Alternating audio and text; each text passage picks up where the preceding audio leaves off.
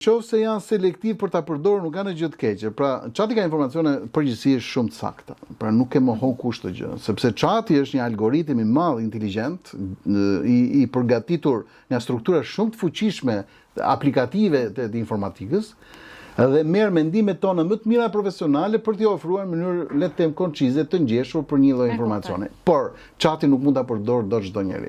Dhe në qoftë se çati të jep një informacion, kjo s'do thotë që ti e bëre diagnozën nëpërmjet çatit. Kjo s'do thotë që ti e morë mjekimin nëpërmjet çatit. Çati mund të jetë thjesht një udhëzues ose ndoshta për dietat, për këto informacionet le të them të lehta që i duhen një smuri. Por nuk mund të mendoj që një smur do trajtohet me çatin, pra do diagnostikohet me çatin dhe do mjekohet me çatin. Kjo është marrëzi, duhet shkojmë te mjeku, thjesht një informacion të përgjithshëm gjithë rishikuesve, sepse s'mund të jetë çati doktori ynë.